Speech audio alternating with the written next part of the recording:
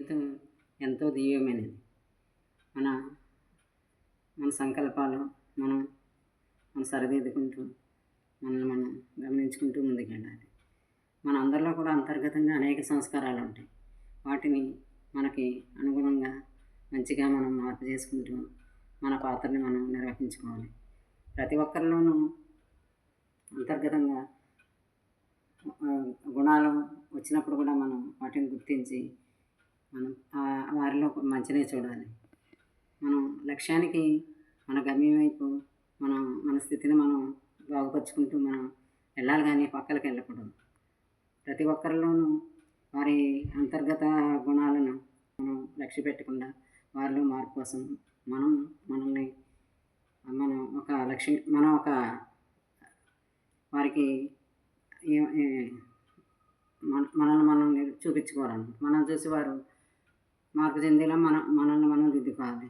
అలాగే మన జీవితంలో చివరికి మనం తీసుకెళ్ళేది ఏంటంటే మనతో దివ్య గుణాలను తీసుకెళ్ళాలి. మన దేహం కూడా ఒక ప్రకృతి. ఆ ప్రకృతి నుంచి వచ్చిన దేహం కాబట్టి మనం ఈ దేహాన్ని చక్కగా వినియోగించుకుని మనం ఎందుకు వచ్చామో, మనం ఏం పనికి వచ్చామో అన్నది మనం నిర్వర్తించుకుని మనల్ని మనం దిద్దుకోవాలి. భూమి ఎంతో ఓర్పుతో ఉంటుంది. అలాగే మనం ఓర్పుగా ఉండి మనం అన్నీ సహించుకుని ఉండాలి. ఎంత భయంకర దృశ్యాలను చూసినా సరే మన మనసు వెళ్ళిపోతుంది. మనసు వెళ్ళకుండా మనం గమనించుకుని దాన్ని వెనక్కి తీసుకొచ్చి చెడ్డ సంకల్పాలను కూడా మంచి సంకల్పాలుగా మార్చుకుని మనం ఇతరులకి ఆదర్శంగా ఉండాలి. మనం దిద్దుకుంటూ ఇతరులకి సహాయపడాలి. ప్రకృతి ఎంత సహాయంగా ఉంటుంది, పరోపకారంగా ఉంటుంది. ఆ ప్రకృతి వల్ల మనం కూడా అందరికీ సహకరిస్తూ ఉపకారిగా ఉండి మనం ఆఖరిగా మనం ఎలా ఉండాలి, దివ్యంగా ఉండాలి, దివ్య మార్గంలో ఉండాలి, దివ్య జీవనం గడపాలి. మరి మనం ఎలా ఉంటున్నాం ఒకసారి మనం గమనించుకోవాలి. గమనికే యోగం.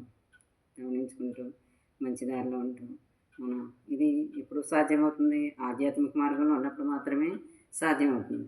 అందుకని ఎప్పుడు కూడా చివరికి వచ్చేసరికి మనం ఆధ్యాత్మిక వైపే ఉండాలి.